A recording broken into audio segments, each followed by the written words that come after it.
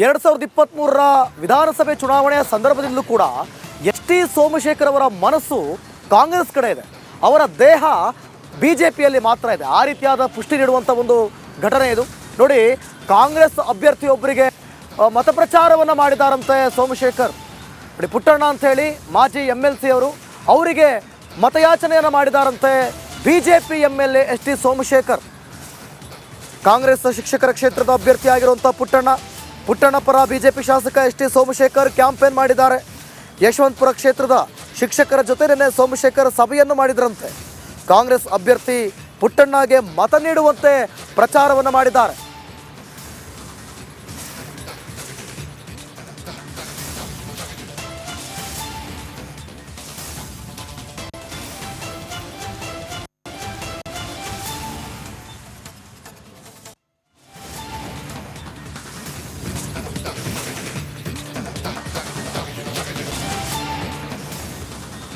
ನೋಡಿ, ಎಸ್.ಟಿ. ಸೋಮಶೇಖರ್ ಅವರು ಬಿಜೆಪಿಯಿಂದ ಒಂದು ಹೆಜ್ಜೆ ಹೊರಗಿಟ್ಟಿದ್ದಾರೆ ಅನ್ನೋದು ರಾಜಕೀಯ ಪಡಸಾಲೆಯಲ್ಲಿ ಆಗ್ತಾ ಇರುವಂಥ ಚರ್ಚೆ. ಆದರೆ ಈಗ ನೋಡಿ, ಕಾಂಗ್ರೆಸ್ ಅಭ್ಯರ್ಥಿ ಪರ ಪ್ರಚಾರ ಮಾಡೋದಿದೆಯಲ್ಲ, ಇದು ದೊಡ್ಡ ಮಟ್ಟದಲ್ಲಿ ಚರ್ಚೆಗೆ ಕಾರಣವಾಗ್ತಾ ಇದೆ. ಇದೇ ವಿಚಾರಕ್ಕೆ ಸಂಬಂಧಪಟ್ಟಂತೆ ಜಯನಗರ ವಿಧಾನಸಭಾ ಕ್ಷೇತ್ರದ ಶಾಸಕರಾಗಿರುವಂಥ ಬಿಜೆಪಿ ಶಾಸಕರಾಗಿರುವಂಥ ರಾಮಮೂರ್ತಿ ಅವರು ಪ್ರತಿಕ್ರಿಯೆಯನ್ನು ಕೊಟ್ಟಿದ್ದಾರೆ. ನಾವು ಇದಕ್ಕೆ ಸಂಬಂಧಪಟ್ಟಂತೆ ವರಿಷ್ಠರ ಗಮನಕ್ಕೆ ತಂದಿದ್ದೀವಿ, ನಾಯಕರು ತೀರ್ಮಾನವನ್ನು ತೆಗೆದುಕೊಳ್ತಾರೆ ಅಂತೇಳಿ ಅವರು ಬೆಂಗಳೂರಿನಲ್ಲಿ ಹೇಳಿಕೆಯನ್ನು ಕೊಟ್ಟಿದ್ದಾರೆ. ಹಿರಿಯರ ಗಮನಕ್ಕೆ ವಿಚಾರ ಬಂದಿದೆ.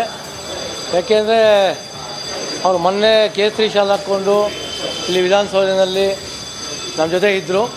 ಅದಾದಮೇಲೆ ನಿನ್ನೆ ಅವರು ಶಾಸಕಾಂಗ ಪಕ್ಷದ ಸಭೆಗೆ ಹಾಜರಾತಿಗಿಲ್ಲದಲ್ಲೇ ಪುಟ್ಟಣ್ಣ ಪರವಾಗಿ ಕೆಲಸ ಮಾಡ್ತಾರೆ ಅಂತ ಗಮನಕ್ಕೆ ಬಂದಿದೆ.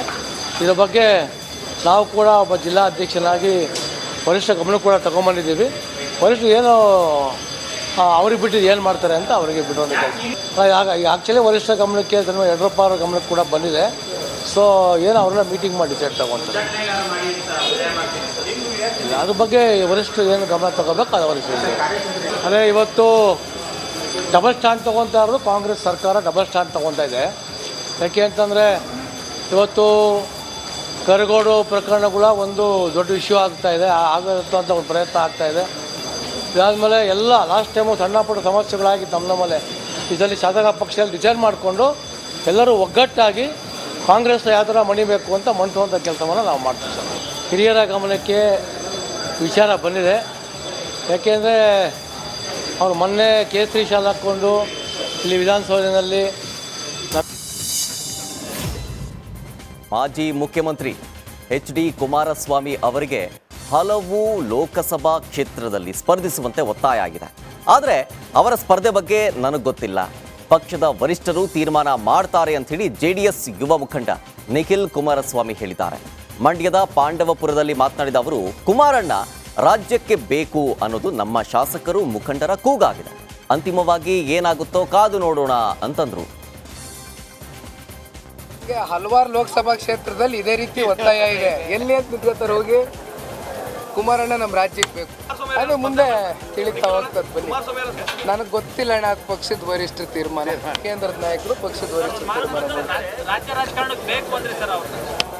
ಅಲ್ಲ, ಇದು ನನ್ನ ಕೂಗಲ್ಲ, ಇದು ಎಲ್ಲ ನಮ್ಮ ಶಾಸಕರುಗಳು, ನಮ್ಮ ಕಾರ್ಯಕರ್ತರು. ನಮ್ಮ ಕುಮಾರಣ್ಣ ಅವ್ರು ನೋಡಿ, ಕೆಲವೊಂದಷ್ಟು ಜನ ಕುಮಾರಣ್ಣ ಕೇಂದ್ರಕ್ಕೆ ಹೋಗ್ಲಿ ಅಂತಾರೆ, ಕೆಲವೊಂದಷ್ಟು ಜನ ರಾಜ್ಯದಲ್ಲಿ ಉಳ್ಕೊಳ್ಳಿ ಅಂತಾರೆ. ಅಭಿಮಾನಿಗಳು ಅವ್ರವ್ರದೇ ರೀತಿಯಾದಂಥ ವಿಶ್ಲೇಷಣೆಗಳು ಮಾಡ್ತಕ್ಕಂಥ ಸಹಜ. ಫೈನಲ್ ಕಾದು ನೋಡೋಣ ಅಷ್ಟೇ. ನಮಗೂ ಗೊತ್ತಿಲ್ಲಣ್ಣ, ನಾವು ನಿಮ್ಮ ಥರನೇ ನಾವು ಕಾಯ್ತಾ ಇದ್ದೀವಿ.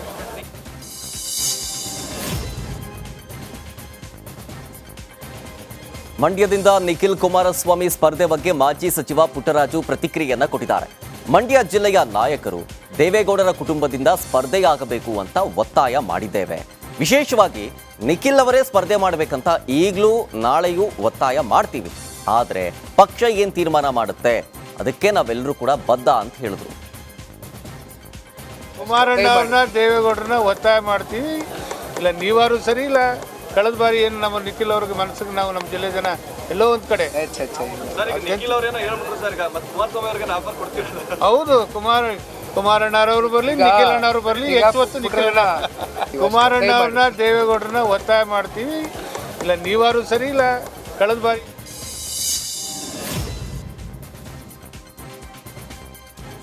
ಮಂಡ್ಯ ಲೋಕಸಭಾ ಕ್ಷೇತ್ರದಿಂದ ನಿಖಿಲ್ ಕುಮಾರಸ್ವಾಮಿ ದೂರ ಸರಿಯುವ ಮಾತನಾಡಿದ್ದಾರೆ. ಮಂಡ್ಯ ಕ್ಷೇತ್ರದಿಂದ ನಾನು ಸ್ಪರ್ಧೆ ಮಾಡಲ್ಲ.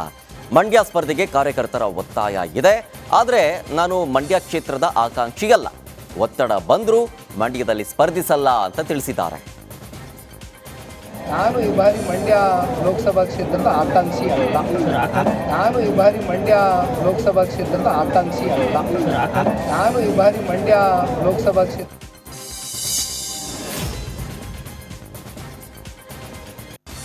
ಲೋಕಸಭಾ ಚುನಾವಣೆಗೆ ಇನ್ನೇನು ಕೆಲವು ತಿಂಗಳುಗಳು ಮಾತ್ರ ಬಾಕಿ ಉಳ್ಕೊಂಡಿದೆ. ಈ ಹಿನ್ನೆಲೆ ಚುನಾವಣಾ ಅಖಾಡ ಗರಿಗೆದರ್ತಾ ಇದೆ.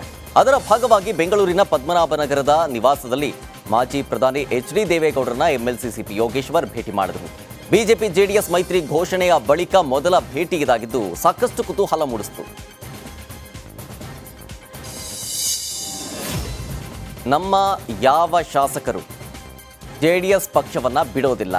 ಇಬ್ಬರು ಶಾಸಕರಿಗೆ ಸುಮ್ಮನೆ ಪ್ರಚಾರವನ್ನ ಕೊಡ್ತಾ ಇದ್ದೀರಿ ಅಂತ ಹೇಳಿ ಮಾಜಿ ಸಿಎಂ HD ಕುಮಾರಸ್ವಾಮಿ ಹೇಳಿದ್ದಾರೆ. ಸರ್ಕಾರ ಬಂದ ಸಮಯದಿಂದಲೂ ಹೀಗೆ ಹೇಳ್ತಾ ಇದ್ರು. CPY ದೇವೇಗೌಡರ ಭೇಟಿಯಲ್ಲಿ ವಿಶೇಷ ಏನಿಲ್ಲ, ನಾವು ಮೈತ್ರಿ ಮಾಡ್ಕೊಂಡಿದೀವಿ ಅಲ್ವಾ, ಹೀಗಾಗಿ ಚರ್ಚೆ ಮಾಡೋಕೆ ಬಂದಿದ್ರು ಅಂತಂದ್ರು.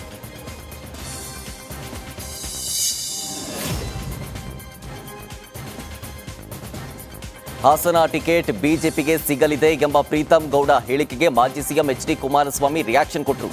ಹಾಸನದಲ್ಲಿ ಮಾತನಾಡಿದ ಅವರು, ಪ್ರೀತಮ್ ಗೌಡಗೆ ಎಂಗೇಜು, ಮಾತಿನ ಬಿರುಸು, ಮಾತಾಡ್ತಾರೆ. ಅವನು ನನ್ನ ತಮ್ಮ ಇದ್ದಂತೆ.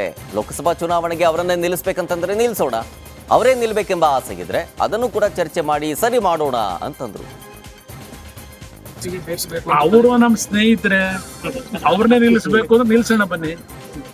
ಅವರೇ ನಿಲ್ಬೇಕು ಅನ್ನೋ ಆಸೆ ಇದ್ರೆ ಚರ್ಚೆ ಮಾಡೋಣ, ಅವ್ರನ್ನೇ ನಿಲ್ಲಿಸ್ಬೇಕು ಅಂತ ನಿಲ್ಸೋಣ. ಈಗ ನಾವು ಅವರು ಅಣ್ತಮ್ಮದ ತರ ಹೋಗ್ಬೇಕಲ್ವಾ. ಪಾಪ ಯಾರ್ಯಾರ ಅವ್ರ ಮನಸ್ಸಿನ ಮೇಲೆ ಇನ್ನೂ ಅವ್ರಿಗೂ ಎಂಗೇಜು, ಪಾಪ ಮಾತನಾಡ್ತಾರೆ, ಮಾತಿನ ಬಿರುಸು. ಅವನೊಬ್ಬ ನಮ್ಮ ತಮ್ಮ ಅಲ್ವೇ, ಕೂತ್ ಸರ್ ಮಾಡ.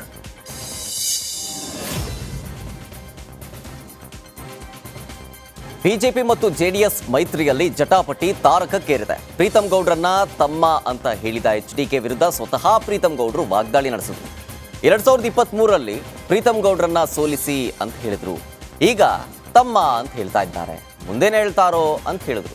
ನನ್ನ ಸ್ಪರ್ಧೆ ರಾಷ್ಟ್ರೀಯ ಅಧ್ಯಕ್ಷರು ರಾಜ್ಯಾಧ್ಯಕ್ಷರ ತೀರ್ಮಾನ ಅಂತ ಹೇಳಿ ವಾಗ್ದಾಳಿ ನಡೆಸಿದ್ರು. 23ರಲ್ಲಿ ಪ್ರೀತಮ್ ಗೌಡನ್ ಸೋಲ್ಸಿ ಅಂತ ಹೇಳಿದ್ರು. ಸೋಲ್ಸಿ ಅಂತ ಹೇಳಿದಾಗಲೂ ಜನ 78,000 ಓಟ್ ಹಾಕಿದ್ದಾರೆ. ಗೆಲ್ಸಿ ಅಂದಿದ್ದ ಪಕ್ಷ ಅವರು ಶಕ್ತಿವಂತರಿದ್ದಾರೆ, ಪಾಪ 84,000 ಓಟ್ ಹಾಕಿದ್ದಾರೆ. ಆ 84,000ದಲ್ಲಿ 44,000 ಎಲ್ಲಿ ಕಳೆದೋಗಿದೆ ಅನ್ನೋದು ನೀವು ಫಸ್ಟ್ ಹುಡ್ಕೊಬಿಟ್ರೆ, ಅದಾದ್ಮೇಲೆ ಪ್ರೀತಮ್ ಗೌಡ ಬಿರ್ಸಾಗಿ ಮಾತಾಡ್ತಾರೆ, ಯುವಕರು ಅದೆಲ್ಲ ಆಮೇಲೆ ಮಾತನಾಡೋಣ. ಅಷ್ಟು ಯಾವ ರೀತಿಯಾಗಿ ಪ್ರೀತಮ್ ಗೌಡನ್ 23ರಲ್ಲಿ ಸೋಲ್ಸಿ ಅಂತ ಹೇಳಿದ್ರು, ಈಗ 24ರಲ್ಲಿ ತಮ್ಮ ಅಂತ ಹೇಳ್ತಿದ್ದಾರೆ, 28ರಲ್ಲಿ ಏನಂತಾರೆ ಅನ್ನೋದು ಒಂದು ಕ್ಲಾರಿಟಿ ಸಿಕ್ಕಿದ್ರೆ ಆಮೇಲೆ ಉಳಿದಿದ್ದೆಲ್ಲ ಚರ್ಚೆ ಮಾಡೋಣ.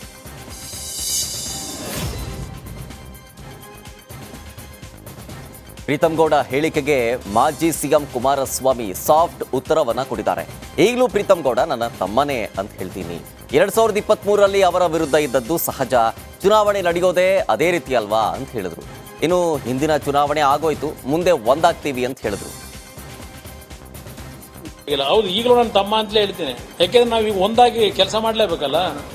ದಾಯದ ಕಲೆ ಇಲ್ಲೂ ಇರ್ತದೆ, ಪ್ರತಿ ಮನೆಯಲ್ಲೂ ದಾಯದ ಕಲೆ ಇಲ್ವಾ?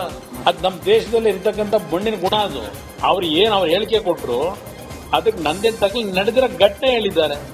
ಕಳೆದ ಚುನಾವಣೆ ಏನಾಯ್ತು, ಮುಂದೆ ಏನಾಗುತ್ತೆ ಅಂತ ಹೇಳಿದ್ದಾರೆ. ಮುಂದಿಂದು ಭವಿಷ್ಯನೂ ಹೇಳಿದ್ದಾರೆ ಅವರು, ಏನಾಗುತ್ತೆ ಅಂತ ಹೇಳಿ. ಆ ಭವಿಷ್ಯನೂ ನೋಡೋಣ. ಇಲ್ಲ, ಹೌದು, ಈಗಲೂ ನನ್ನ ತಮ್ಮ ಅಂತಲೇ ಹೇಳಿ.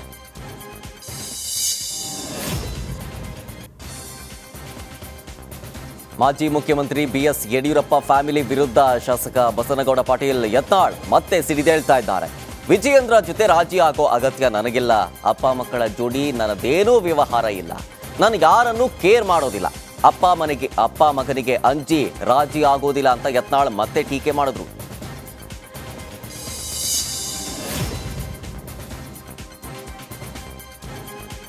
ಬಿಜೆಪಿ ಶಾಸಕಾಂಗ ಸಭೆಯಲ್ಲೂ ಶಾಸಕ ಬಸನಗೌಡ ಪಾಟೀಲ್ ಯತ್ನಾಳ್ ವಿರುದ್ಧ ಕ್ರಮಕ್ಕೆ ಒತ್ತಾಯ ಕೇಳಿಬಂತು. ಶಾಸಕ ಯತ್ನಾಳ್ ಹೇಳಿಕೆಯಿಂದ ಪಕ್ಷಕ್ಕೆ ಮುಜುಗರ ತರೋದರ ಜೊತೆಗೆ ಕಾಂಗ್ರೆಸ್ ನಾಯಕರ ಬಾಯಿಗೆ ಆಹಾರವಾಗ್ತಾ ಇದೆ. ಮೊದಲು ಬಸವನಗೌಡ ಪಾಟೀಲ್ ಯತ್ನಾಳ್ ಬಾಯಿಗೆ ಬೀಗ ಹಾಕಬೇಕಂತ ಬಿಜೆಪಿ ರಾಜ್ಯಾಧ್ಯಕ್ಷ PY ವಿಜಯೇಂದ್ರ ಮತ್ತು ವಿಪಕ್ಷ ನಾಯಕ R ಅಶೋಕ್ಗೆ ಆಗ್ರಹಿಸಲಾಯಿತು. ಇದರ ಜೊತೆಗೆ ದೇಶ ವಿಭಜನೆ ಹೇಳಿಕೆ ನೀಡಿದ ಶಾಸಕ ವಿನಯ್ ಕುಲಕರ್ಣಿ ವಿರುದ್ಧ ಕ್ರಮಕ್ಕೆ ಆಗ್ರಹಿಸಲಾಯಿತು. ದೇಶ ವಿಭಜನೆ ಹೇಳಿಕೆ ಕುರಿತು ಉಭಯ ಸದನದಲ್ಲಿ ಇಡೀ ಸರ್ಕಾರವನ್ನೇ ತರಾಟೆಗೆ ತೆಗೆದುಕೊಳ್ಳೋದಕ್ಕೆ ತೀರ್ಮಾನಿಸಲಾಯಿತು. ಆ ಮೂಲಕ ವಿಧಾನಮಂಡಲದ ಸದನವನ್ನ ಸರ್ಕಾರವನ್ನ ಕಟ್ಟಿ ಹಾಕೋದಕ್ಕೆ ನಿರ್ಣಯವನ್ನ ಕೈಗೊಳ್ಳಲಾಯಿತು.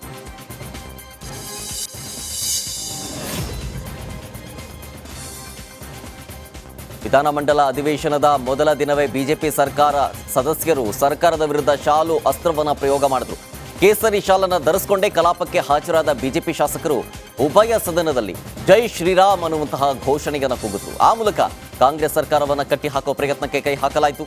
ಇನ್ನು ಬಿಜೆಪಿ ಸದಸ್ಯರ ಈ ನಡೆಯೂ ಸಾಕಷ್ಟು ಚರ್ಚೆಗೆ ಗ್ರಾಸ ಆಯಿತು. ಕೇಸರಿ ಶಾಲು ಮತ್ತು ಜೈ ಶ್ರೀರಾಮ್ ಅನ್ನೋ ಘೋಷಣೆ ಬಿಜೆಪಿಗಷ್ಟೇ ಸೀಮಿತವೇ ಅಂಥೇಳಿ ಕಾಂಗ್ರೆಸ್ ನಾಯಕರು ತಿರುಗೇಟು ಕೊಡೋದಕ್ಕೆ ಮುಂದಾದರು.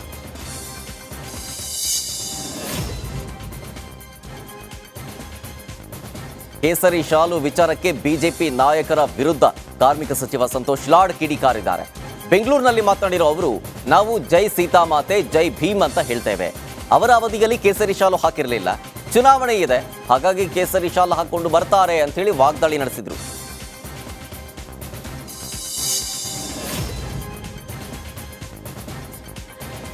ಬಿಜೆಪಿ ಸದಸ್ಯರಿಂದ ಸದನದಲ್ಲಿ ಜೈ ಶ್ರೀರಾಮ್ ಘೋಷಣೆ ವಿಚಾರವಾಗಿ ಸಚಿವ ಎಂಬಿ ಪಾಟೀಲ್ ಪ್ರತಿಕ್ರಿಯೆಯನ್ನು ಕೊಟ್ಟರು.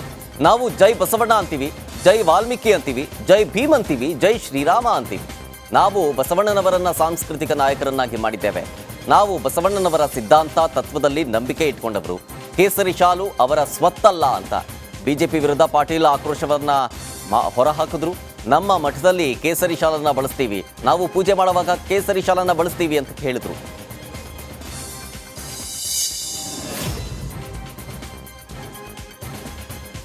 ರಾಜ್ಯಪಾಲರ ಭಾಷಣಕ್ಕೆ ವಿಪಕ್ಷ ಟೀಕೆ ವಿಚಾರಕ್ಕೆ ಉಪಮುಖ್ಯಮಂತ್ರಿ ಡಿಕೆ ಶಿವಕುಮಾರ್ ರಿಯಾಕ್ಷನ್ ಕೊಟ್ಟರು. ಬೆಂಗಳೂರಿನಲ್ಲಿ ಮಾತನಾಡಿದ ಅವರು, ಬಿಜೆಪಿಯವರು ಕೇಸರಿ ಶಾಲಾದರೂ ಹಾಕಿಕೊಳ್ಳಿ, ಕಪ್ಪಾದರೂ ಹಾಕೊಳ್ಳಿ. ಕೇಸರಿ ಶಾಲು ಇವರೊಬ್ಬರ ಆಸ್ತಿನ, ನಮ್ಮ ಗ್ಯಾರಂಟಿಗಳನ್ನೇ ಇವರು ಕಾಪಿ ಮಾಡಿದ್ದಾರೆ ಅಂತಂದ್ರು.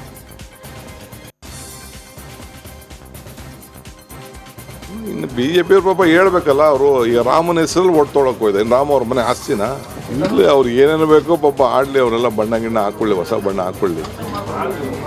ನಾವೇನು ರಾಮ ನಮ್ಮ ಆಸ್ತಿ ಅಲ್ವಾ, ಹಿಂದೂ ನಮ್ಮ ಧರ್ಮ ಅಲ್ವಾ, ಆಂಜನೇಯ ರಾಮನ ಭಕ್ತ. ನಾವು ಇಲ್ಲಿ ಕಟ್ಟಿಲ್ವಾ, ಇಲ್ಲಿ ನಾವು ಕೆಂಗಲ್ ಮಂದೇನವ್ರು ಕಟ್ಟಿಸಿಲ್ವಾ? ಇನ್ನು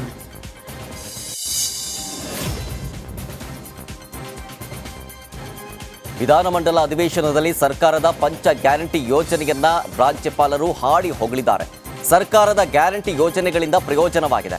5 ಕೋಟಿಗೂ ಅಧಿಕ ಜನರಿಗೆ ಗ್ಯಾರಂಟಿ ಯೋಜನೆಯಿಂದ ಲಾಭವಾಗಿದೆ. ಬಡತನದಿಂದ 5 ಕೋಟಿ ಮಂದಿ ಮುಕ್ತಿಯನ್ನ ಪಡೆಯಲಿದ್ದಾರೆ ಅಂತಂದ್ರು. मेरी सरकार ने गारंटी योजनाओं को सफलतापूर्वक लागू करके प्रतिबद्धता पूरी की है। गारंटी योजनाओं से लोगों के हाथ में पैसा आने से अर्थव्यवस्था को नई गति मिली है। एक तरफ राज्य में बड़े पैमाने पर घरेलू और विदेशी निवेश आ रहा है।